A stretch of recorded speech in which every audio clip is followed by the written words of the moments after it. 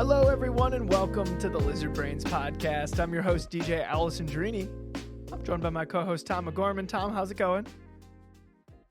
Good. How are you? I'm doing good. Ito Waxman in the chat is he's saying we're phonies and frauds and that we're a lie. Why would he say that? Why would he say such hurtful things, Tom? Because we're definitely not recording this a second time. That's why my intro was so authentic. I'm good, DJ. How are you? I'm doing great. The podcast machine just didn't record the first time around or didn't send my Welcome home. voice or something. So yeah, thank you. Yeah, welcome back. Yeah, thanks. It's good to be back. I was gone for 2 weeks onboarding for a new job, and now I'm home in my own podcast studio right next to my beloved sim rig. And Christine's here, so it's great. That's nice. Is it nice to be out of the cold winter? Does it feel like you can breathe again? So it's funny, right when I left, it got warm in Minnesota. So Oh, yeah, isn't that how it always goes? it is actually when I went to Florida, it got warm.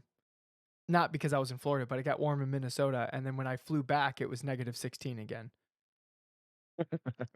So, Sucks. and then I left, and then it was warm. So anytime I was there, it was negative, and anytime I wasn't there, it was positive. Are you like fully trained on the job? You know every in and out. You've got the Mario Kart set up. All that's good to go now. No. So it's actually funny. My manager was walking me around, Oh, introducing me to people, and uh, the people that she was introducing me to, oh, it's a tough job. It's like it's gonna take you about a year to get up to speed.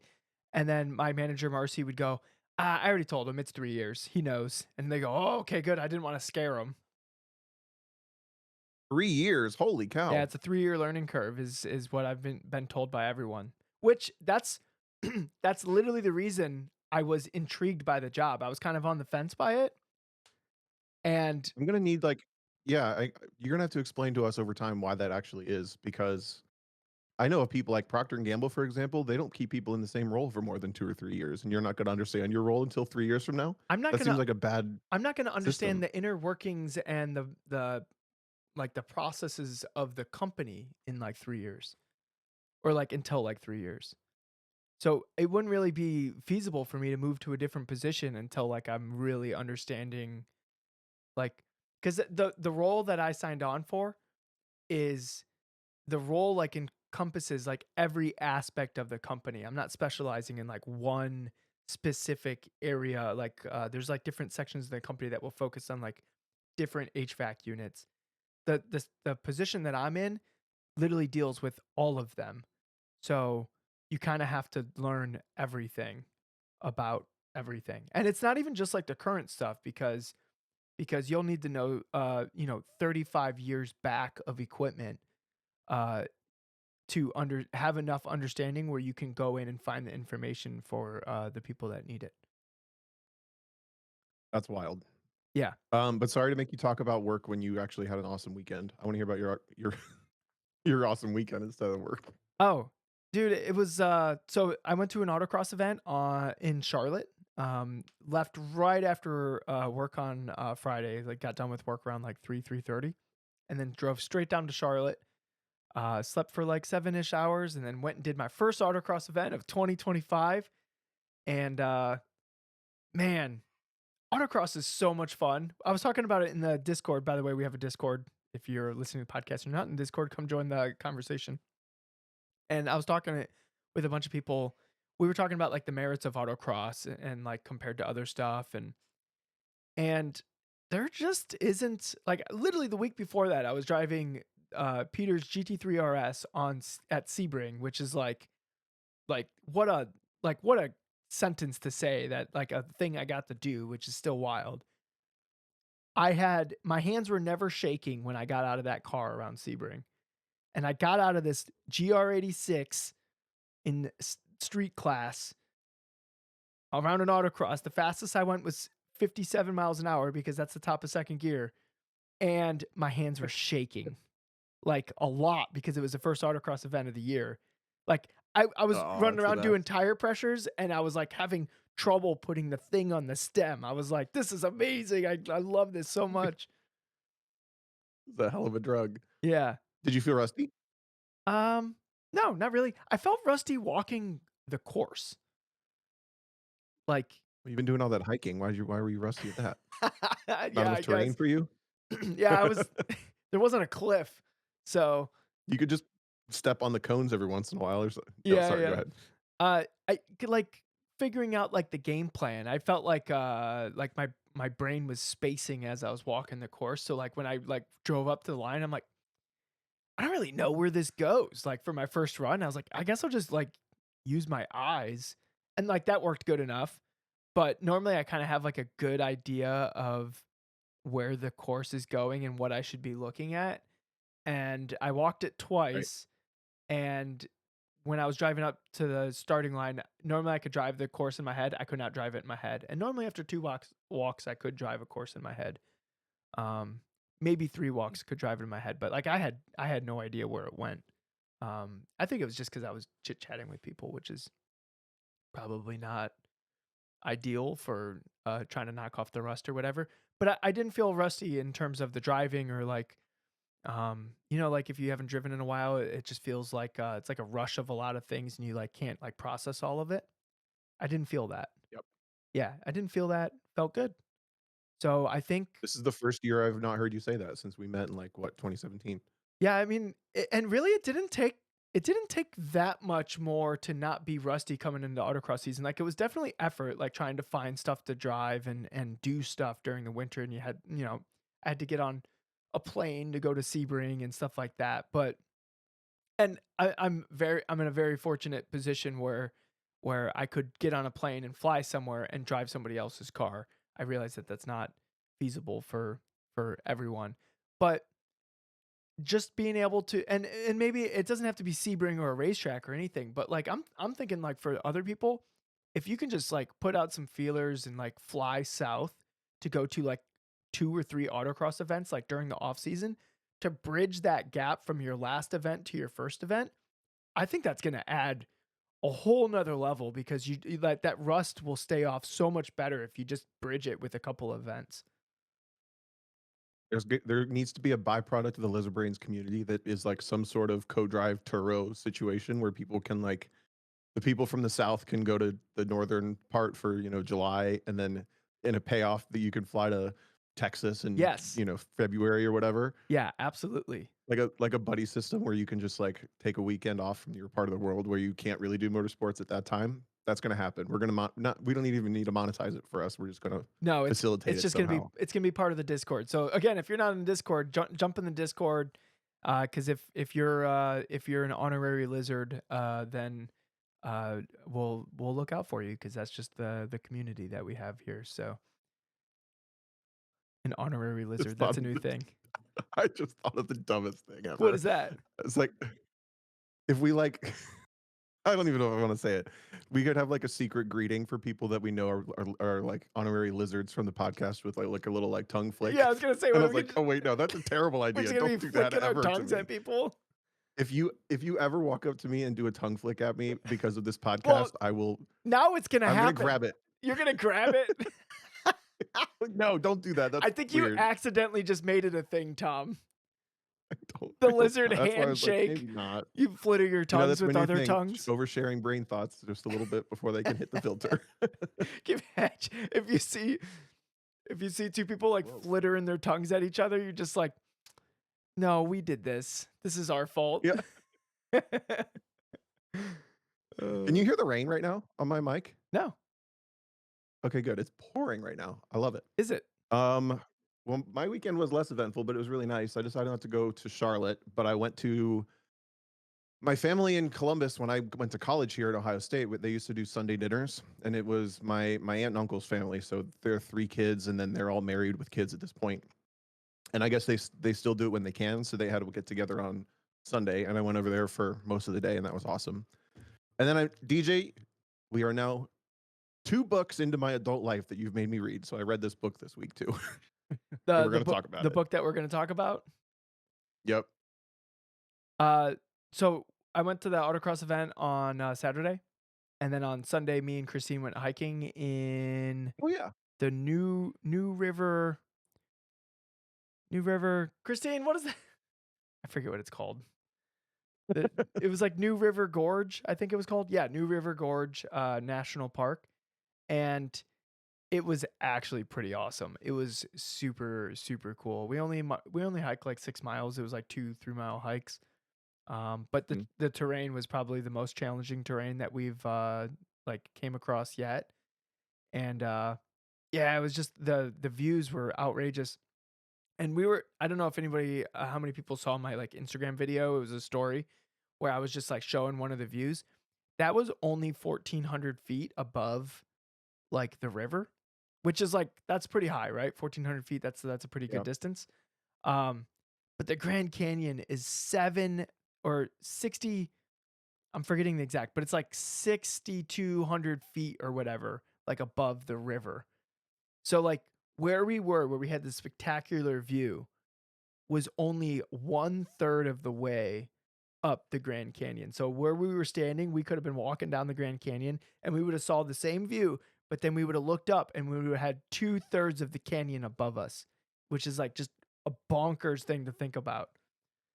That is crazy.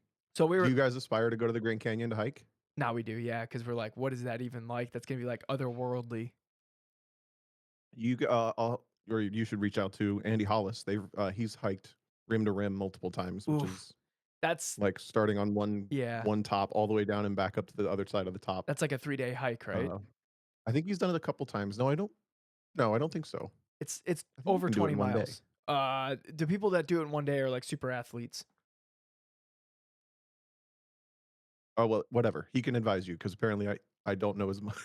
I don't know as If much as Andy I Hollis thought I did it in do. one day, he's a superhuman. So, I just fell off the cliff. Get it? Oh, I'm oh not wearing my Dunning Kruger shirt. Damn. dang it! I still need to order one. We Yeah. have a merch store. Go check it out. I'm just being like really Oh, that's blatant cool. with the plugs today. Discord, go sign up. Merch, go buy a Yeah. T-shirt. Professionals. I was honestly, when I saw pictures, I was a little bit more jealous. This sounds crazy, but I was a little more jealous of the hiking that you posted than the autocrossing. I was like, that looks so pretty and nice. It was nice. You should come out with Yeah. us next time. We're going to Bristol in not this upcoming weekend, but the next weekend. There's another autocross event we're going to. And we're gonna go hiking near Bristol. There's a bunch of people that are going to the same Charlotte site on Saturday, and then they're going over to Bristol on Sunday. These are all people that live in like the Pittsburgh, Cleveland area, and they're going south to try to knock rust off before like the national like events start rolling in. Like these are the things that people do that like they're out there winning events and looking real fast is they appreciate the they will drive a little extra distance to make sure that they're you know fully like ready to compete at whatever event they're going to go to. Yeah, those people are going to have good years. I would put money on it. Yeah. Well, if they keep it up. Yeah. Yeah, if they keep it up, but who knows if that will happen. We'll see. Don't quit, Alex Peel. It's funny. He every year Alex Peel says, "Oh, I'm gonna have a light year next year," and then here it is in February. He's autocrossing, and then he's like, "Oh shoot, now I need to find the next event." And then he's like itching for the next event, and the next thing you know, it's like nationals, and he's like, "Yeah, next year I'm gonna take it easy." Every year. I've heard that from a lot of different people. Honestly, I think that might apply to this book a little bit. Yeah, you want to When we talk get into about it, it? but I've well, yeah, but just real quick, I've thought that there's a lot of this happens in every hobby. I guarantee it. There are people who do it more out of the routine in their lives than the actual like interest in the sport anymore. Mm-hmm. Kind of like I don't need to make an analogy. I can literally say like those people that are they're at nationals every single year. They're like a perennial almost trophy or trophy sometimes and like they've been doing it forever, 15, 20 years. I don't think they understand what they would do if they didn't just keep autocrossing. So even if they don't like do motorsports in general, like strategically, they're just like this is the routine. Of course I go to nationals. Of course I go to that track day or whatever, just because that's what I do. I'm curious. I'm curious what you took away from the book because I think we would so today the podcast we're talking about this book that's called The Power of Habit, and I highly recommend that you go read it. It's I think it gives you an insight into the way that the human brain tries to make things easier for us. And sometimes it does it in ways that benefit us, but then other times it will do it in ways that don't help us at all. So you think about bad habits that form, like those things don't benefit us at all, but the same like building blocks of what a habit is and how a habit forms, your brain doesn't know what's good and bad for you. It just does those things without knowing otherwise. Right. So the whole book has sort of so DJ's read this book. When did you first read this book? Probably like 5-ish years ago is when I first read it. It was like right when I was really trying to get good at this driving stuff. Or I guess yeah, probably like 7-ish years ago. It was before I had the race car. I was still autocrossing mostly. Did you read this book because of your driving? Yes. Oh, cool. Okay, so he read it a bunch of years ago, and he had me read it for this podcast. It was our second Lizard Brains book club, if you will. And the whole book for me was it not for me, but is centered around the idea of this cycle where habits are formed and they're subconscious for the most part. They start with a cue, and then the routine happens mostly subconsciously for the like reward at the end. And it uses examples all throughout from all these different research studies and things like this, but the whole thing always comes back to like if you understand the cycle, the habit loop is what they call it, right? Yep. Of a cue happens in your brain, there's a routine that happens after that cue that you're in control of, and then there's a reward at the end that causes that cycle to happen. If you can figure out how to identify those three things, you can change any habit and you can improve your life. That's kind of the whole point of the book, Yeah. right? Yep. Yep. That's basically the book summed up is understanding the cue, the action that eventually leads to a reward, and that those three things together is if any of those am I still here? Uh-oh. It like stopped. Yep, you're here. Okay, that was weird. It like just stopped doing everything for a second. Hang in there, podcast machine. Um, if any of those three things are interrupted, then the habit can die. So like if the reward stops, then the habit will die. If like the cue gets interrupted, then the habit will die. By recognizing the cue and the reward, we can implement a routine that we want to happen. So it could be I'm trying to think of like a habit that could incorporate into driving. So it could be, for example, it doesn't have to necessarily be driving, but if you want to always make sure that your lug nuts are torqued, the habit that you could put together is uh, the cue to make the routine to make sure that you torque your lug nuts is to take the torque wrench and put it in your driver's seat. So the car's going up on jack stands. I take the torque wrench and I put it in the driver's seat. That's the cue, right? The routine that happens is you going around and making sure, like, because you go to the driver's seat, you grab it off the driver's seat, and you torque all your wheels, and then the reward is, hey, I don't die, right? Like We also that. fall off. Yeah. Yeah, your wheels don't fall off. That's your reward. Or the satis the satisfic. Why am I stumbling on this word? The I don't even know satis. where you're trying to get I'm trying to say like satisfying, satisfaction. satisfaction. What is happening to my brain, Tom? This is not boding Why? well right now. I'm a little under the weather right now. I traveled forever and finally got sick. I think it was this last autocross. I caught something from something. Yeah, thanks. Spaz in the chat is saying satisfaction, which is what I was like trying to say, but like I'm like that's not a word. Um. Anyways, and that's just one example that I'm thinking of right now. But there's tons of little habits that you can form by acknowledging these like little cue routine reward like the cycle. One could Yeah. be like the cue could be I'm on a straightaway. What is my hand's relationship with the wheel, right? And then your reward is uh you know more comfortable hands, right? So if you focus, like, because you loosen them up on the straights, right? And then the and what we're trying to improve there is by having lighter hands on the wheel so you'd get more communication, right? But if you incorporate the cue up out of the corner on a straightaway, what are my hands doing, right? And then that will help you understand and put together a habit of checking your hands at the end of each corner that would help you be a better driver because you have more disciplined hands on the wheel. And that's just one example. You can do this with so many different aspects. You can do it with your eyes, how your eyes interact with the corner, and the reward. The thing is for this stuff, the reward is easy, especially in sim racing because you have that immediate feedback of like that time delta bar because that thing goes green, that's the reward, right? So you do something better. You try to establish what the cue is, and then the routine is the thing that you're trying to get better at.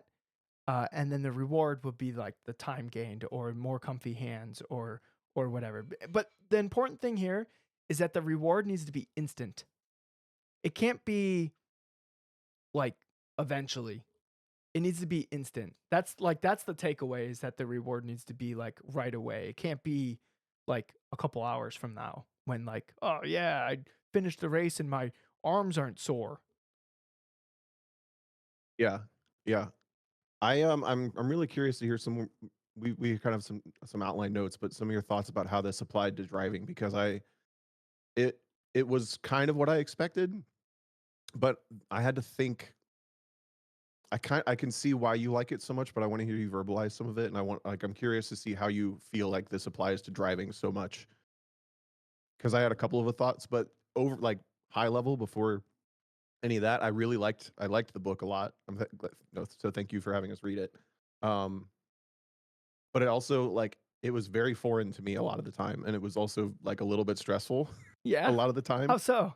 because it my brain doesn't work the way that at least these people in this book's brain works. Oh, Like that's I find I that can interesting. it's the whole maybe it's because I live like such an alternative lifestyle to what most people like all the examples in the book are like corporate workplace examples and things like that or like they use some like community based stuff like you know church groups and stuff to explain how things work and I've never been like I am a creature of habit but I've never been like a list maker like task person or like I'm gonna like strategically change this one thing about my life and like feel better. I feel like I blow with the wind. So then when I read a book like this where there's people talking about, especially into the second section, which if you're interested in reading the book, I highly recommend the first chapter and the last chapter. But the second one lost me with all the corporate talk because it was about like Target manipulating information from what people buy to figure out if women are pregnant before they have the baby because that and or even more harmless ones like the Starbucks example of like uh, Like this what is it? this It's warning employees up front what sort of triggers might happen that cause stress yeah. and training them to respond properly. Like I don't understand how people think of all that stuff. So that's why I thought it was stress. I'm like I don't understand how do your brain how do I think a I've lot of always thought those this like I'm not a big thinker. I'm not like a big picture, long term. Like I always felt like when I was working with Grid Life, Chris Stewart, or even Hayward Wagner, SCCA, they think so big, and I'm like, oh my god, I can't keep up with you. Like, how did you picture all of this scale? And so that's kind of how I felt with this book too. And it's like it borders on a little bit gross and manipulative. Sometimes it feels a little icky. Other times it's just like, oh my god, how did you even think of that? so I think the couple instances that you brought up in the book, I think what it's trying to illustrate to you is that with just simple changes of like cues and routines and offering a reward for like a habit that would be beneficial to the organization, uh you can have dramatic changes in whatever organization it is. And you can take that into the business world, or you could take that into your podcast where you have 500 so members in the Discord and whatever. You know, you can take some of these things and you can apply this to groups that you interact with, whether it's your family or your immediate community or your friend group or whatever, right? Yeah. Um, but the the things that like one of the more interesting parts of the book was talking about uh, oh, I forget what they called it. It was, did I take a note on it? No, I didn't. It was like they called it, oh, a keystone habit is what they called it, Yeah. where it's a habit that influences other habits. So like they were using it as like safety at this like steel plant. And the new CEO, all he was talking about was safety, and everyone thought he was like absolutely crazy. But by making the workplace safer, it influenced all these other programs and influences and processes that existed in that company and made them be better in the effort of making the place safer. So another example of a keystone habit is exercising. If you can get yourself to get in the habit of exercising, it influences so many other things in your life that it's considered a keystone habit. So there's and recognizing the keystone habits would probably be really tough. But if you ever do recognize a potential keystone habit, so this is a habit that influences other habits for the benefit of the organization or the human or whatever. Um, then that is one that should have more energy put into to try to find an effective cue and an effective reward to try to get that routine in. The routine is the thing that you want to do. The cue and the reward are the things that you have to figure out. If you figure out both of the cue and the reward, then you can literally turn any routine, no matter how mundane, how difficult to process. Maybe it takes up a lot of like frontal cortex when you're doing it. If you find the cue and the reward, you can turn it into a habit, which, and we've talked about this on the podcast before, it turns these things into sub executable programs that can run in the background of your brain because that's just the way the brain works. It wants to turn these things into routines. It wants to make it where you use hardly any brain power to do these things. When you're driving to work or a place that you go to, multiple times a week, do you guys ever get the feeling of I drove there but I don't even remember the drive? It's because your brain literally didn't pay attention during the thing, unless something out of the ordinary, like, broke up the routine, right? So, Yeah. like, something is complicated, if you think about it, you're driving you're sitting in a seat, and you're holding a steering wheel, and you're keeping this metal missile that's going down the road in between these 2 little white lines, and you end up at work, and you don't even have to think about it every single day, right? Because it's a routine. Now, if we could incorporate that stuff into, uh, you know, uh, exercising or something involving our driving, then these are now things that we do without even thinking about them. A lot of times on the podcast, we get questions of people like, how do we, you guys talk about bandwidth and having more bandwidth and stuff like that. How do we create bandwidth? Well, creating these sub executable programs, aka a routine, aka a habit, that is the ways that we increase our bandwidth. How we get faster in race cars, you have more bandwidth than the other person. It really, on like the most basic level, that's what it is. That's how if somebody's faster than you, chances are they have more bandwidth. Yeah. I really like the story about Eugene, who was the guy with the memory loss. Yes. And it, Oh, like, the story, it was humorous, it was sad, but it was humorous and at times too, and I, like, chuckled at it, but basically this guy, he had some sort of brain injury or brain damage, and I think he got some sort of radical new, like, he got a doctor who was a little, like, on the border of morality to, like, do some sort of brain surgery on him, and he came back, but he wasn't fully there. Like, he only had no, memory of up to the point of he the had a accident or he something, or had a the surgery. disease. He had a disease, and I forget what the Yeah. disease was, but it attacked the part of the brain that will make memory. So Correct. So he continued to age into, however old he was, but he could only remember up to a point in his life. And they moved. He's married to his wife, and they moved to a new neighborhood. And this guy becomes like obviously a big person that medical people are studying. So he's like being constantly interviewed and constantly tested and stuff. And even though he was in a completely foreign house that he could not remember new information, if he were sitting on his like living room couch and you said like where is the kitchen, he couldn't tell you. But if he was hungry, he would get up, go to the kitchen, get snacks out of the pantry, and then go sit back down. They're like, how does this guy not know where the kitchen is, but he can do all that? And the research found that basically there's a different part of your brain that does these sub executable files that you don't need to know what you're doing. Like your brain can just do it.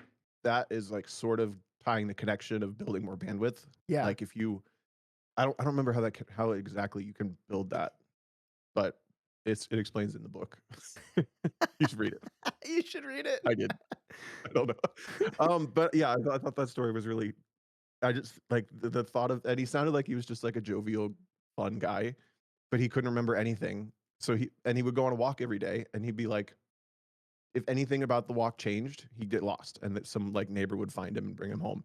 But he could do the same walk every day as long as it was the same, because it's like the other part of his brain that he can't actually access, but can still like it. They also tie it into sleepwalkers.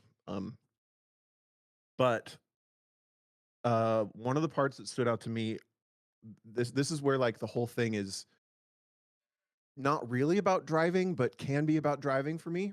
That's why I'm curious to hear your thoughts. The part where they were talking about how obviously the loop is a queue happens, a routine happens, and then a reward at the end. And I'm like, how does that apply to driving? What's the reward? I'm like, oh yeah, the green. Every single time the little green pops up or the new fast lap pops up, like that's kind of the instant reward, but that's not truly instant. And I got to thinking about how I used to have to talk to drivers a lot doing newer driving schools, um, about deciphering sensation of speed to actual speed when you're behind the wheel. And sensation of speed means like high G forces, jerky, sliding. Like those are things that feel fast because you're like breaking the limit of adhesion and you're like challenging the limit of the car a lot, but it's not actually fast. And I had to go through a big learning curve when I was young because I would push the car hard, but I didn't understand right away how to decipher what felt fast and what was fast. So now I try to break someone's understanding of if something feels fast and it's not helping them, to like verbalize, you need to change your perception of what that feels like, because what you're attempting is not fast. It might feel fast because you're counter steering or you're hard on the brakes, but something simple like having someone back up the braking zone just a little bit so they can keep the car more stable and lead it in the corner better. That ends up being a sensation of speed, kind of reframing. So I feel like the cue for people to struggle with driving and not get faster is to not identify the difference in what feels fast, i.e., braking as late as possible, i.e., a little bit of sliding, i.e., whatever. Um, Learning to identify the difference for me was really important. So You ever like, thought about that? yeah, so that like somebody who's like habitually a late breaker, that's a bad habit, right? So they have to identify if they want to break that habit and just drive the car more to what it's telling you instead of what you think it can do. You have to recognize you have to recognize that that's a bad habit that exists. And then to break that bad habit, and bad habits can't be removed, but they can be replaced, right? That's one thing that the book talked about, is that the bad habit will always exist there. And I've always noticed in my coaching that when somebody is under stress, those bad habits like show up again. They like, you'll think it's Yep. gone, and then they'll be in a stressful situation, and then now here's this thing that you thought was gone, and it's back, baby. Like it's like, woo, I was always here the whole time. Um, so you can't replace a bad habit. So if you do recognize some bad habits with your driving, don't think that you can just remove it, but you can replace it. You can change. You can use uh, a different cue and try to replace a routine that would like almost cover up that bad habit.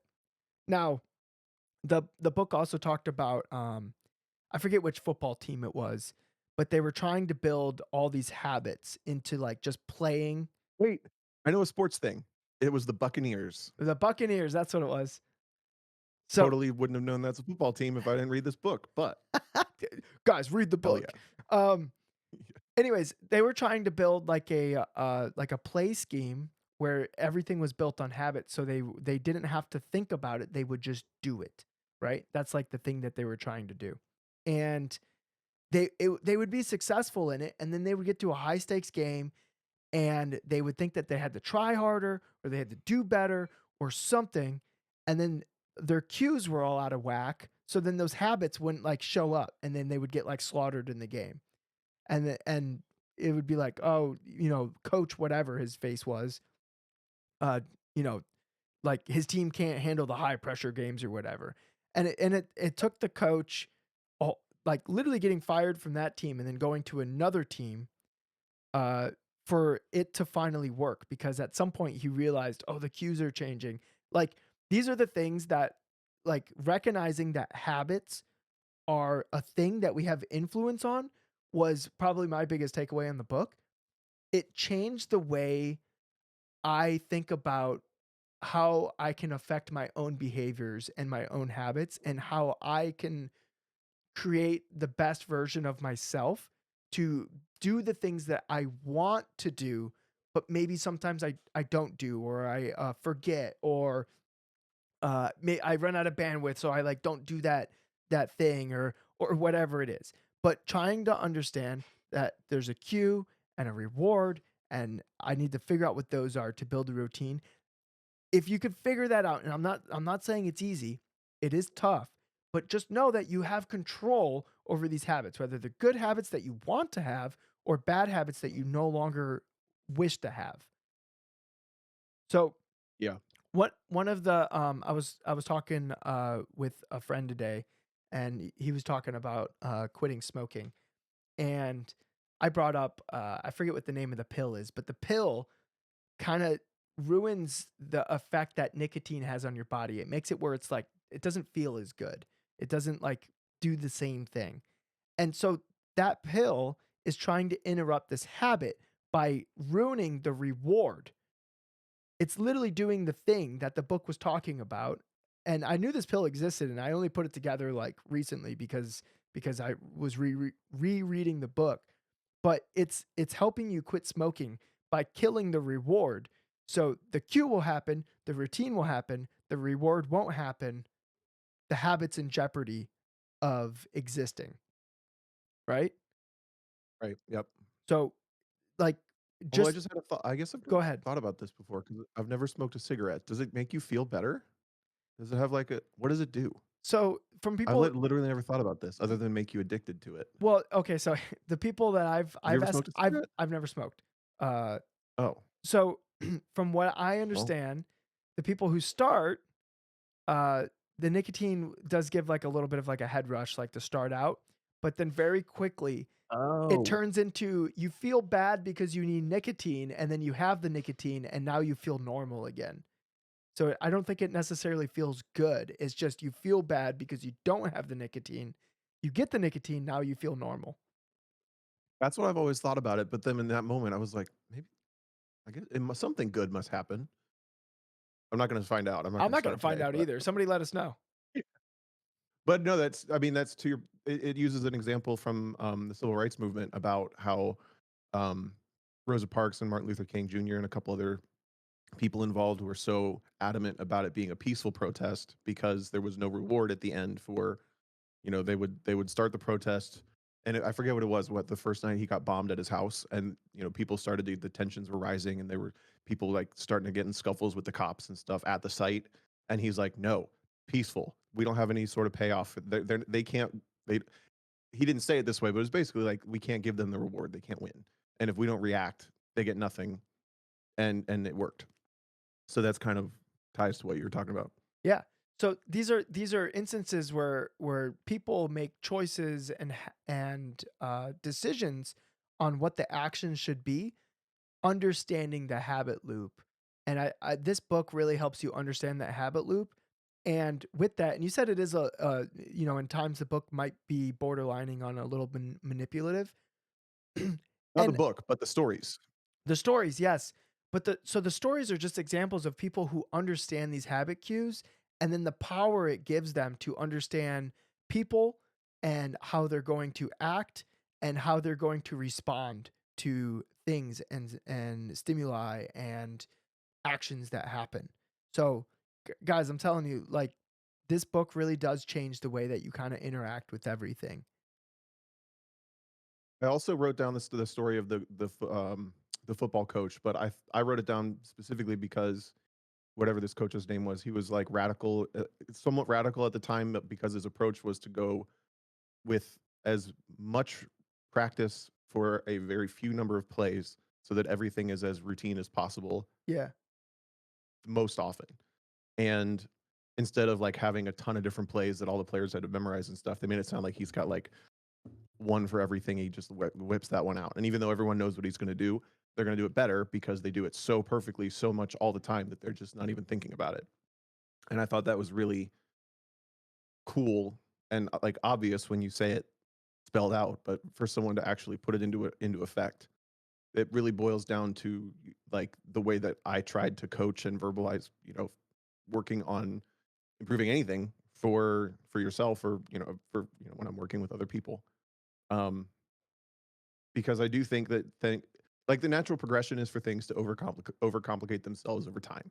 So if you look around and everybody's overcomplicating everything and you can just simplify it down to what's a good driving example? I'm braking too late all the time.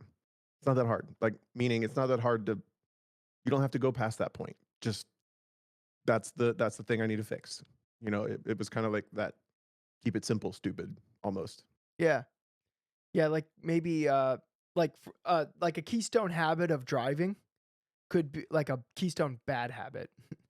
I don't know if the book didn't really talk about that, but this is like a keystone bad habit, and it leads to so many other bad behaviors.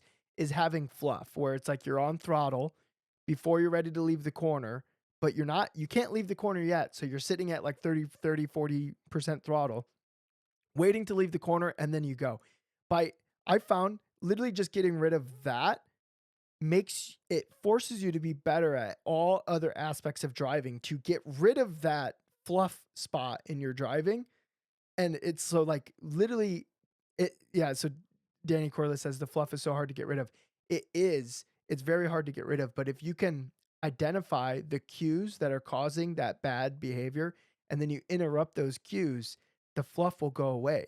So like for example, a lot of times the fluff happens because you brake either too early or just like all the brake all at once, and then you like pop off the brakes instead of like blending the inputs down to the apex.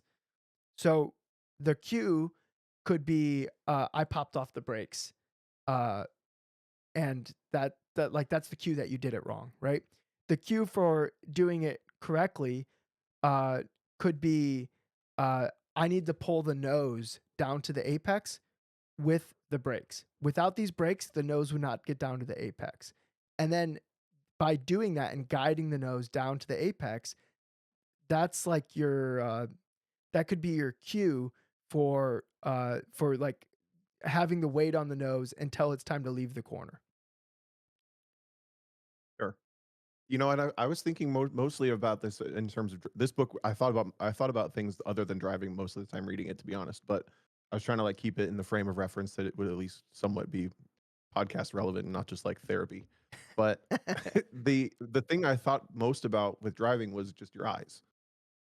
Well, hold on, I Like coughed how right when you this would said that. apply. Because think about it, as much as we've talked about like how to teach a fresh driver like completely brand new, where would you start? Yeah. Everything from driving it comes from your eyes, and that's like it's obvious, but even you can learn in sims and then you transfer to real life because you're so good visually that the way the car feels almost doesn't matter. Yeah. To me, the ideal like driving routine would be the visual is the cue. It's either a reference point or basically seeing the exit of the corner, and then the routine happens after that. Yeah. So I would say like all of what you just said is possibly true, but I still feel like it's the visual stuff was the most standout to me of like this is how I would apply this to my driving would be like the cue always has to be right Yeah. because then everything else is going to fall into place. And as long as I'm visually finding the right spot to end up, meaning the exit of the corner, like the routine should mostly be. I think that is how I drive, to be honest. Um, So because I'm so passive thinking about what's going on. Like when you talk about thinking about car control and stuff so actively, I can't relate to that experience. when like all these things are happening at the same time and it's impossible to like in the front of your brain frontal cortex think about all these things all at once. The brain Yep. only really does one thing at a time, but it can do multiple habits and subconscious behaviors at once. You can be keeping track of all those things at once if you have turned those things into habits. It's just the thing that you do. Why? It's just a habit. Yep. My eyes go Uh, brake marker, turn in, entry, exit, every corner. I just do that out of habit. I don't know. It just happens. I get my right. eyes to the exit before I get on throttle. That would be a great habit to have. I'll raise my hand and say like I'm still working on that one, right? But like Same. Yeah. if that was the habit that it's just I did that every time and I did it without thinking about it, I would be a better driver. Yep. The example I thought of first, actually, with this one was like in terms of simplifying from the coach's story. When I was teaching military schools down at Fort Campbell, one of the modules that we would do as part of the school was reversing exercises, and we would start with just basic reversing. We were basically going through an autocross course in reverse, and then we make it harder by usually if the car had a sunroof or rear window, we'd hang one guy out and he was the turret and the other guy couldn't see or something. Like we'd make it harder and harder for them. But we would teach them in the very first exercise that the worst thing you can do is move your eyes more than the minimum number of times needed and take your hands off the wheel. And or like immediately when you do that, when you're going backwards, you lose all understanding of where you are. Do you have a question? You said the eyes, the minimal. Let's say that again, but explain it. Every time your eyes move, you lose track of where you are and you have to reorient. Oh, And every time your hand comes off the wheel, you lose track of where you are and you have to reorient yeah, because yeah, you're yeah. traveling backwards and everything's foreign. Like reversing is something people struggle with big time. So we teach them, for example, you're in a tight alleyway, the car fits. Instead of looking here and here and here in all three mirrors, if you just focus on what side of the car you don't want to hit something on, and you stare at that mirror and you keep your hand right on the top of the wheel, and you never take your eye off that mirror and you never take your eye off the steering wheel, you don't need to know where everything else is. It's basically racecraft, but you can still drive to that one thing. So, like, if you're in a tight alleyway in Baghdad and you realize you have to reverse, instead of like doing all this shit, you can literally just, that's my mirror. I don't want to hit that side of that wall. You can do as much as you want. And then we like show them, dude, autocrossing in reverse is so fun.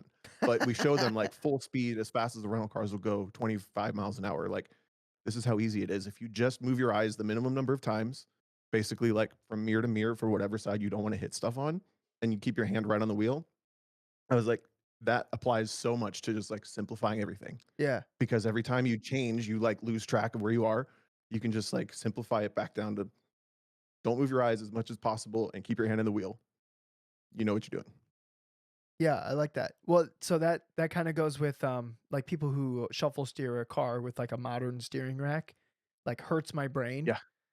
It's like because that is taking up bandwidth and they don't even realize it because every single time they move their hand on that wheel, they have to reorient themselves to where 9 and 3 is or which way is the wheel going, right? And Yep. that is taking up bandwidth that could be used elsewhere. I find that so fascinating to watch drifters because most of the best drifters don't move their hands off of like 9 and 3, and they just grab and release the wheel and let the wheel do whatever until it gets to the angle they want to be at. And they grab the wheel, they hold it there, they'll let go, their hands never move, they grab the wheel again. Like there are some top drifters that don't do that, but if you watch the majority of people who struggle with drifting, their hands are all over the place and they're like constantly reshuffling and stuff. I don't notice it as much with obviously shuffle steering on racetracks and stuff is kind of funny, but it's not nearly the prevalent problem that it is for drifting, I think. Yeah. Hold on, I got a cough. The other part that I thought was just a good line, it was talking about Michael Phelps. And the line was just after all elite performers are obsessives. And I was like, that's so true. It is Like true. if Yeah. you I don't know, so the I had a problem with the book with it not really getting to the bottom of the motivation question. I know that's not the point, but I understand everything it was going for, but like the story of the gambler and it's just like and then she went bankrupt and they could never figure out what was wrong with her. I'm like, And you're like, why even so bring that up? yeah, yeah. But sorry, back to Michael Phelps is if you can be if you find what you're obsessed over and you can identify with this process, like yes, it's so boiled down and simple that I totally get it. Uh, One of the things that uh, was pretty enlightening in the book, and I totally think is like I think it's completely relevant to driving, is the belief. that you can change a bad habit is probably the most important thing about changing that bad habit. If you go in just kind of going through the motions and just like, maybe it'll happen, maybe it won't. It won't. That bad habit will still exist. Uh, Yeah. but if you believe and you surround yourself with others that believe, uh, then that bad habit that you're trying to get rid of, whatever it is, driving or not driving, is much more likely to change because the community aspect of habit building is actually pretty important as well.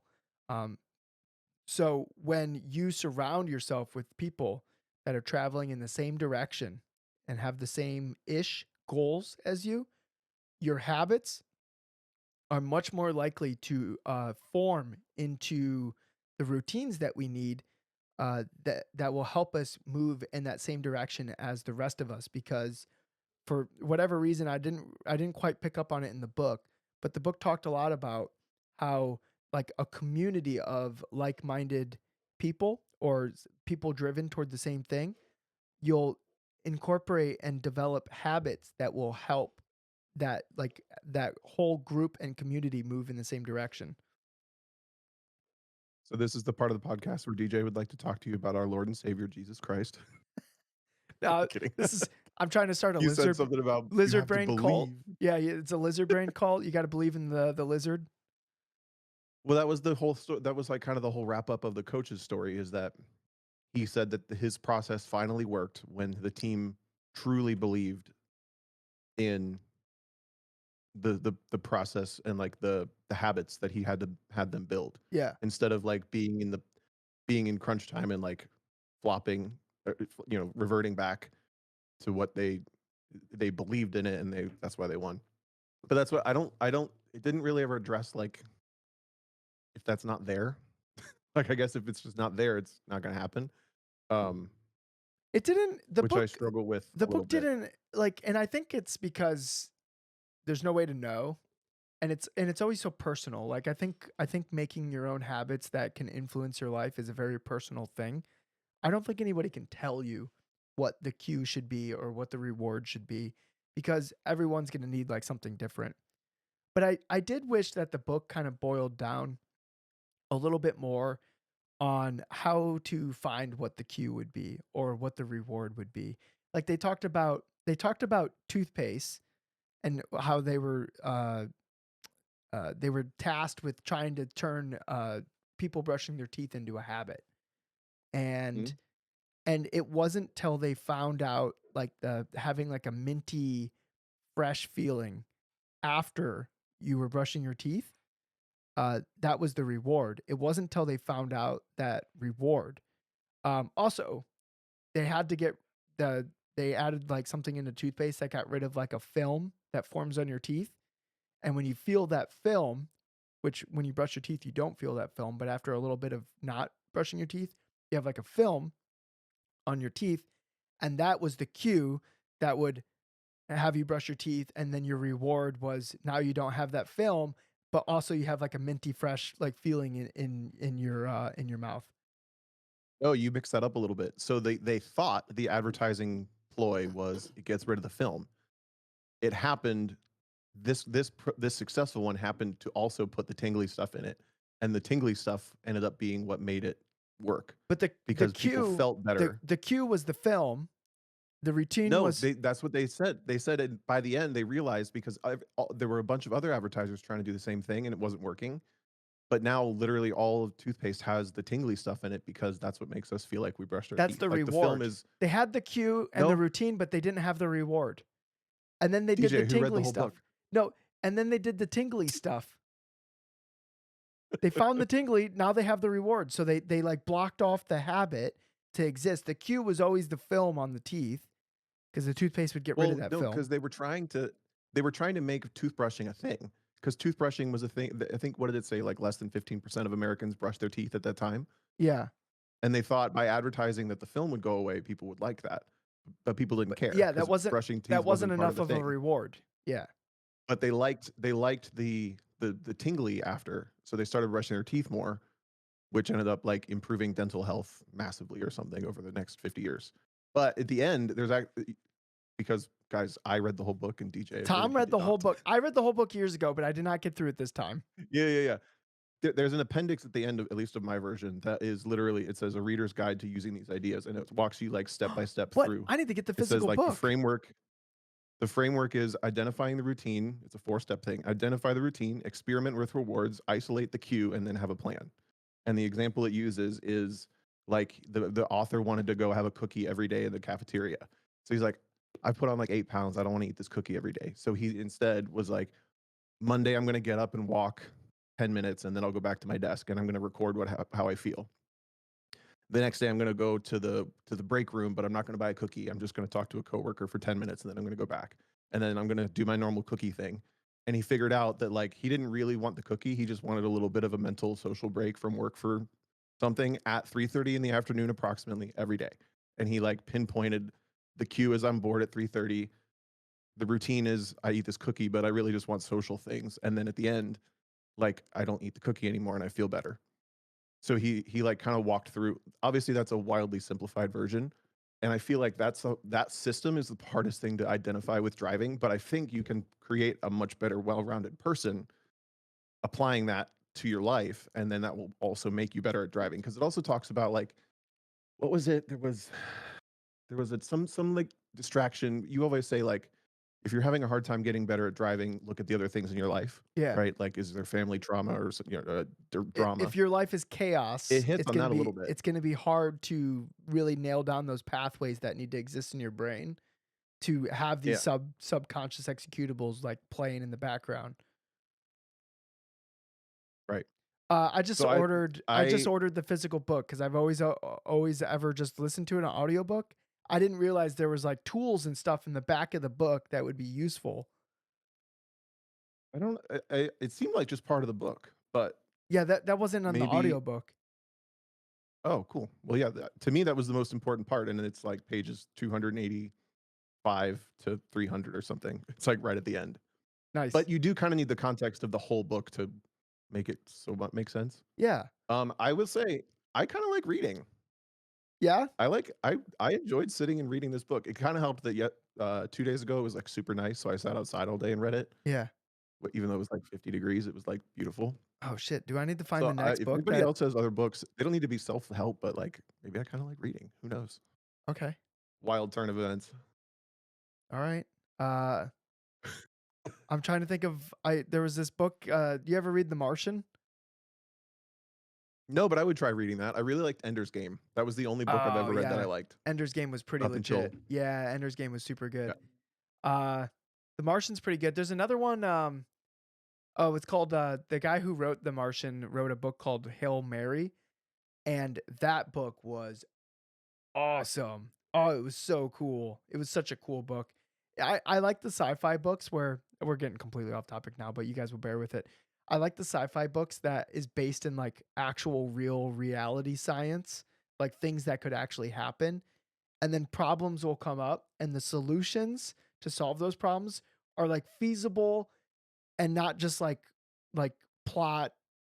Force. Yeah, like the Force or like they're like, "Oh, he just used the Force better," or something like that. Like it's like Yeah. actual like science and like a actual solution or to like solve that issue that they're coming up with. And The Martian did that a really good job at that. And then so does Hail Mary. And Hail Mary was just so cool. It was such a cool book. Then I'll look it up. Um, the last part of the book that I wrote something down is just a quick funny line or funny moment. It was when they were talking about the Starbucks employee who was, like, born to drug addicts, and he was set up for failure, but he figured this out and stuff. Yeah. Um And it kinda wraps the story up by saying, and now he manages 2 branches of Starbucks or 2 franchises of Starbucks, and he makes a great living of $44,000 a year, and this da da da da da. I was like, what did they that When did so I had to go look when the book was it was published in 2012, so different times. well, I was hold like, on. What's I that's about what I'm making, that doesn't sound like comfortable.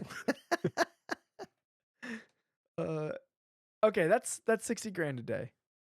Um but for somebody who like cuz they talked about his upbringing, and he was kind of like couldn't hold a job and everything.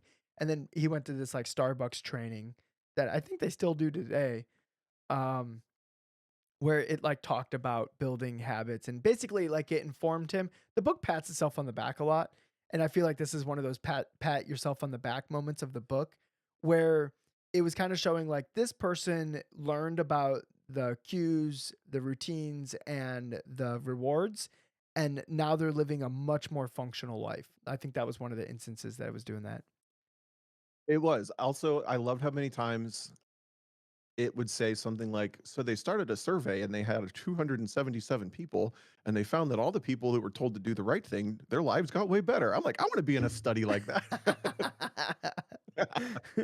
You're like, Seems like oh, it's a hot ticket to being a much better person at the other end. Just like have to be What studied if you're every the day other about it. group where they're like, "Yeah, we need you to stub your Yeah. toe every day for a year."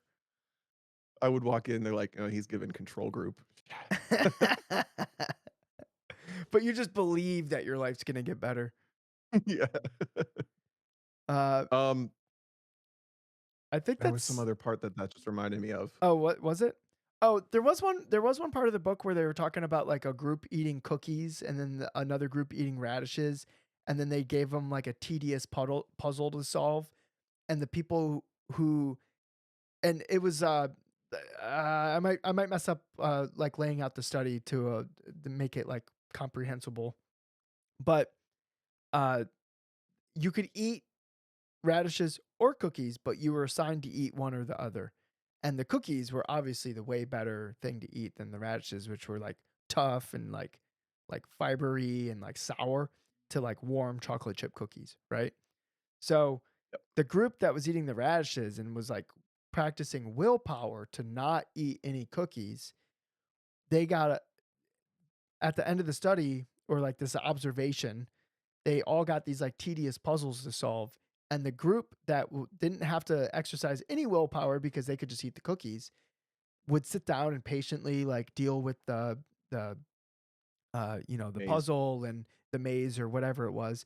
And then the group that had to like exercise this willpower the entire time to not eat any cookies because they weren't supposed to, they had no patience for the puzzle. Yep. That's the part that I was thinking about tying into, like, this stuff may not apply directly to driving, but I guarantee solving any problems with, like, if you can utilize some of this stuff to solve problems in life, your your willpower goes up, which makes succeeding in changing other habits more likely. Yes, exactly. That was the takeaway from the Is that study right? Yeah. is that by having habits that don't that because it's a habit, you don't have to use willpower to go work out in the morning. It's just a habit. It's just something you do. It doesn't take that much willpower once it's actually turned into a habit. It takes the willpower to turn it into a habit, but once it's a habit, it's significantly less. Basically, what the study was showing is that as humans, we only have a specific amount of willpower, and how we spend that willpower throughout the day, it's a limited resource. So we should spend that willpower trying to create habits that will allow us to allocate that willpower to build other habits, and then it piles and piles onto itself. Right. Yep.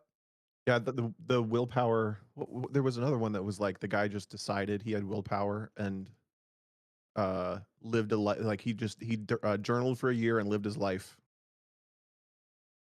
as if he had willpower for a year, and his life got way better or something. It was a smaller story in the book, but did you have any other parts I'm kind of No, I think that's about out it. of? I think that's about it. If anybody has any questions, please throw it in the chat and we'll answer it. Should we answer some questions that came into the podcast? Oh, well, the last part I just remember the last part I was going to bring up. Yeah, sure. I didn't enjoy the consistency with which the, like, moment of truth or the moment of hardship popped up, because it seems like that was like kind of a pivotal part of every process that they didn't really talk about. For example, with the coach, like his son died or something, and Yeah. then that's when the team like really believed in him, or this company was like almost going out of business, and then the CEO came in and everyone rallied around, and Rosa Parks, because everyone knew her in Birmingham or Montgomery, Alabama. Like, if any other, they cited like this happened a bunch at that time. Like, people wouldn't move out of the seat on the bus and they would get arrested and stuff. But because everyone knew her and loved her, and she knew people outside of the black community there because she did secretary work or whatever, like she's the one they rallied around. So I didn't. That's another variable that I feel like is a little tough to like to implement is like creating that moment of truth or that moment of hardship, because it seems like kind of a necessary part of the process based on what the book talks about. And the way that I ultimately think about it is maybe that's like kind of the palate cleanser events we talk about, like when you're if you're too in your routine and you're too in your like trenches with what you're doing, and then you just like go to a completely different region and do a completely different track or a completely different car or a completely different autocross site or something like that switches it up a little. I don't know if those are correlated or not, but that was the last part I thought about. Yeah. There was another part that, uh, and I'm just gonna touch on this because I just see it too often, and I think it's dangerous because you're putting the building blocks together for a bad habit, and it's when people use the trope of "I had a bad day, I need a beer." I think that's a terrible Mm. trope, and the beer doesn't actually help anything. And what you're doing is you're you're setting up the cue, which is I'm stressed or things sucked. You drink the beer and the reward is that you feel better maybe? You're setting yourself up for a Oh, like you bad forget you habit. don't feel good. Yeah. Yeah. Yeah. So I see that trope too often, and at at 36 I've seen it kind of take over one too many people, where now they rely on that alcohol to quote unquote feel better. And it started with that terrible trope that you see in movies, and it only exists in that manner, um where it's it's not actually doing anything. It's just like this like trope that exists in like culture and media, and people like buy into it, and it just like builds this bad habit. So if you could do anything to get away from that trope, like, "Oh, I feel stressed," uh, maybe go for a walk instead. Because I will I will certify, this is DJ certified, if you go for a walk in the woods, you feel less stressed.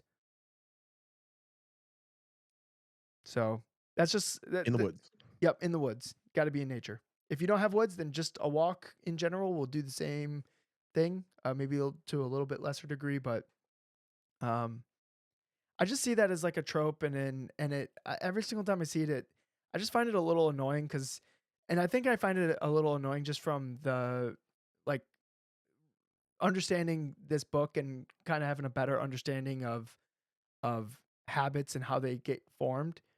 I see people putting themselves in danger, essentially. Does that make sense, Tom? Yeah. Yeah. And I don't think it even has to be specifically because of stress. Like at the end of an autocross, everybody drinks beer at the end of the day just because that's what everyone does. That's like that's kind of one of the terrible things about vices is they're there for you when you want it for a good reason or a bad reason. Yeah, I don't see the like, "Oh, I had a great day. I'm gonna drink," is like that much of an issue, because that's not a cue that might send you into a spiral. Because it's like a self-fulfilling, like, you had a bad day, so you drank, and then you feel like crap the next day, which makes you have a bad day, and then like it's just like it just continues. Yep, for sure. So, but if you had a great day and you celebrate with a couple drinks, I don't see that turning into like a positive feedback loop. Yeah, I guess Also, the reason when you put that in there, like I used to think about when I used to travel like 4 to 7 days a week, and it was so easy to like you didn't have to have a good or a bad day. It was just like oh, I'm traveling and everyone's together and we're going to dinner. It's just like part of life is you go to dinner and yeah. not part of life, but you know what I mean. It's it's social norms to like go to dinner and have a drink, and then it's like now I'm in a new city, I'm doing it the next day. Now I'm in a new city, I'm doing it the next day. Now I'm in a new event, I'm Oh, going to I do see it what three you're days in a saying. row with all my friends. You know, Yeah. like that can that's a reason that I've struggled with it, not drinking specifically, but like traveling lifestyle. Gotcha. Hey, Tom, turn off the stream to me. I think your internet's having a hard time. Is it? Yeah, so just There's turn a that lot of off. lightning outside. Yeah, that's fine. I don't think that's Okay. It's just like your video right now is like 30 seconds behind what I'm seeing. I don't know if it's on my end or your end or whatever, but I just wanted to make sure that we don't have an issue as we jump into questions. You have anything else about the book, Tom? Oh, I liked it. Thanks for the recommendation. Yep. I'm super proud that you read the whole thing, Tom. I'm glad you just like plowed through it. All right. I even read all these little indexes. Look. Yeah, no, I Oh, need my the my camera's not on anymore, is it? Yes, it is. your camera's on, but it's not in real time. Yeah, yeah. It's like Just got confused. 30, 40 seconds behind. If it's only happening to me, somebody in the chat let me know. All right, we're gonna jump into emails. Emails. My voice is a little ragged, so that's That's a little that's as good as half-assed. it's getting. Yeah, that's as good as it's getting. Sorry. All right. Uh, okay. I thought maybe we will answer this one from Thomas Lathrop. The one where it Sure. says, "How would you handle accidentally damaging one of the high value cars that you drive?" It sucks. It's happened. The worst one for me was Mike Omick's Subaru. I've driven that car quite a bit between some time attack events. I did speed ring in that car and then some coaching with him. And we were at Gingerman and something funky was going on with the brakes. And I went into turn 3 and I didn't have any brakes. And I kept it out of the wall. But going through the gravel and the dirt, I destroyed the brand new front splitter that was on the car. Maybe not. I think they might have fixed it, but regardless, I felt terrible. But I knew it wasn't my fault, and I was able to verbalize to him exactly what happened. And by the end of it, he went, "Oh yeah, there was something weird with the brakes that I felt earlier." And then there's usually a level of good faith in being honest that I kind of rely on. And luckily, this has not happened very often. But when it, I don't know, when it, I feel like it's inevitable that it will happen when we do what we do. Yeah. And I don't. Yeah, I will be honest. Listen, no one can make me feel worse than I can make me feel. Yeah, yeah, So, yeah. like, I just have like an honesty, like, just be honest about it. Like when I fucked up that Champ Car race and we lost the championship race, just literally because I messed up. No one's gonna make me feel worse than I felt. So I imagine if something were to happen with one of these cars that it was my fault, like it's gonna suck. But I that's I don't know. I also think I don't have an ego enough to deal with this problem as like a well, how would I try to save face? yeah, I don't even think the question is asking us like how we would save face. It's just like what would we do if like something like did happen. Um Yeah. and like like for instance, I don't even want to put it in the universe, but just for the sake of the podcast, here it goes. Like if I like threw Peter's GT3 into the wall, like what would I do? Well, truth is, there's not really much I can do. Um Correct. And it's not like Peter's under the impression that I would be able to do anything other than that, which is going to be a whole lot of nothing, right? So that that risk is just something that Peter understands. Now, I will say, um, I think you get to a certain level of uh, competency with the driving stuff, especially when it's just doing laps and it's not wheel to wheel, where the it's such a low risk, like something almost mechanically has to happen on the car for like the car to get like thrown off, which does happen, but that could happen to anybody. uh I think like for they trust that the car's going to come back, but they know that on the racetrack anything can happen, is basically like you driving with Salil or any of the other like super fancy cars that you get to drive. Like I think people that track these cars on their own just know that anything can happen at any moment, and they take that risk by taking it on the racetrack, even themselves, right? So Yeah. it let's say I damage something where I can have some influence on remedying the situation, then I will do everything in my power to help. Whether it's like get parts at a discount or source them or install them or find them or do so, it's just whatever I can do, I would try to do. but I don't think anybody I'm driving with would expect me to be able to just write a check, and they I don't give them any impression otherwise, right? Um, so like that's not part of the understanding essentially. Yeah, agreed. So thank you, Thomas, for throwing that into the universe, son of a bitch. The next time anything happens to either of us, it's your fault. Yeah. Ah. I like Jared Lubert's question was relative to one of the conversations we had last week or 2 weeks ago. 2 weeks ago. Yeah. He asked, episode 134 talking about in-car cameras. I don't believe this has been covered before, but what do you think is the most beneficial to mount a camera for watching back runs or laps? Typically, my preference is a suction cup upside down to the sunroof, but if that's not available, a roll bar harness or harness bar mount. If that's not there, a suction cup to the driver's side rear window. I see pros and cons for inside and outside the car. Also, not also. Oh, inside, it's easier to see driver inputs and see both sides of the car placement roughly. It's also easier to see how the car is rotating, in my opinion. Outside, you can still see some of the driver inputs. It's much easier to see how close you are to cones, apexes, track limits onto the driver's side. What do you think? So yeah, Jared brings up I think a in car. yeah, I think in car's best. I really don't like that outside view, but I kind of see like okay, if you need to like kind of judge like how close you are to cones and whatever. But honestly, you can kind of judge how close you are to cones because every once in a while you're gonna hit one. So like how much more like I don't think because it's like it's such immediate feedback when you hit the cone that Yeah. like that's gonna be much better for understanding the width of the car than and sometimes you can base them. Like you'll literally hit the base and you'll be like, "Oh, I felt that. I hope it wasn't Ooh, enough to knock it over." That's how you know you're like really close. Oh, maybe I should give myself another inch or two, right? dude, Um, one year at Lincoln, it was so windy they double coned all like most of the cones out, meaning stacked one on top of the other. yeah. So they were like twice as hard to knock over, and you could run over the bases of them, and they just wouldn't move because they were That's a double. that's amazing. But otherwise, they would have blown away. It was fun. Yeah, that does sound There's a fun. video of me driving a CRX that I think I hit 4 of them, but none of them fell down. Yeah, that's amazing. I wanna do a double cone autocross for like a weekend. That would be fun. It would be fun. I think that this whole that suction cup outside the car is such like a, I don't have any other options, so this is where I go thing. I don't understand people who are like career drivers who don't really have their in-car figured out. That said, I'm terrible at capturing in-car video, so I don't really think that I'm the best to get advice on.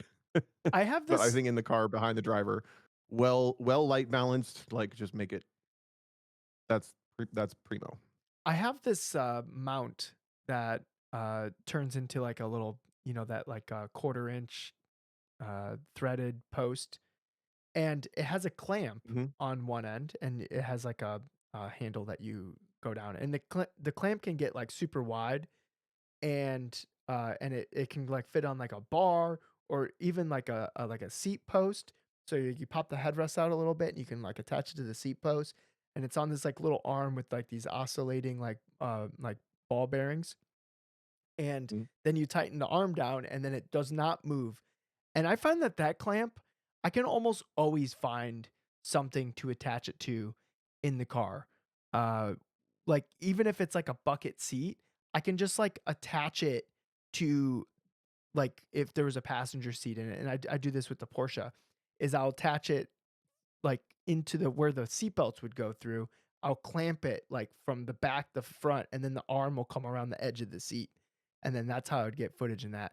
But I find that like I can basically find a way to get that camera to work in most cars where it's on the inside. I think the inside is the best to understand your inputs and how they're affecting the car and what your placement of the car is.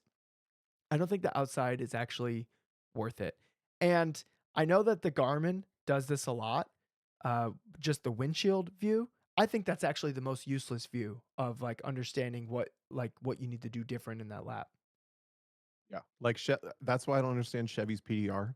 Like you're going to put all that system in the car and then you're going to mount it to the worst possible place to actually see what anything's doing. Yeah. Like, God Why? damn it. Just Put that in the car. just yeah, just put it like I don't know how hard would it be? I So, that's not my problem. They get paid that money to figure it out. well, Put I'm it like, in the brake light module in the hatch of the Corvette or something, I yeah, don't and then know. have it like a zoomed in lens so like it just captures like the steering wheel and like the dash and like the windshield or something.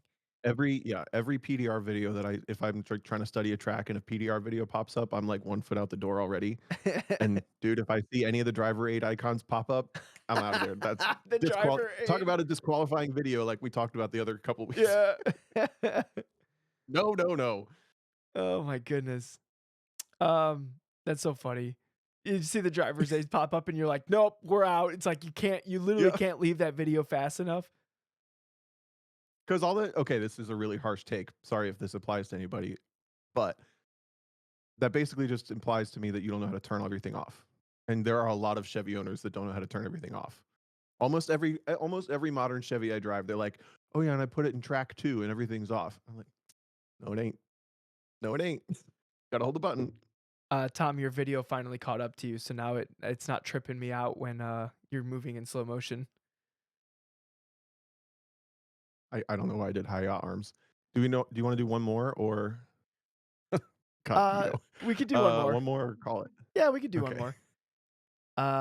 Do. Um, go for it. Hold on.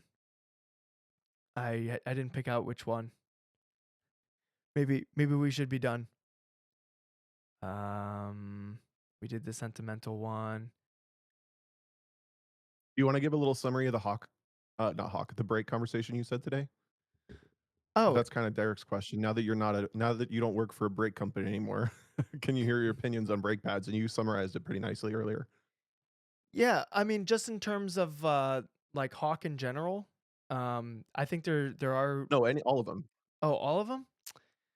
Uh, I it turns out because I listed all my favorite brake pads and they all kind of like act the same. Turns out I have a type when it comes to brake pads, which is like the Hawk ER1, Project Mu Club Racer, Paget RSL 29, and PFC 08. All those pads kind of like feel the same on the foot. They have like different, like very slightly different characteristics to them, but they all kind of like act the same. So I very much have a type of brake pad that I like. Do you have a type of brake pad that you like, Tom? Um, I mean, yeah, in a perfect world, like heavy bite on the initial and then super modulatable. What? That's a Mod word. No, that's a word. modulatable It's a word now. on release. Yeah. But I don't like you've driven a smaller collection of cars on more different sets of brake pads. You have a better exposure to this than I do, I think. I've really only driven the only cars I've driven more than one brake pad on in any sort of like relevant AB experience is the Yeah. TCA Civic that I raced. We went from Pagids to Carbotex back to Pagids. So that was like pretty obvious. And then the S2000, I used to run Ferodos. Nope. What's the Yeah, you ran Ferrotos. You ran the 1.1s. no? I ran Pagids again. And then and then a combination of Ferodos and Hawks. Like I don't know. I feel like I don't have a big pool of different brake pads on the same car.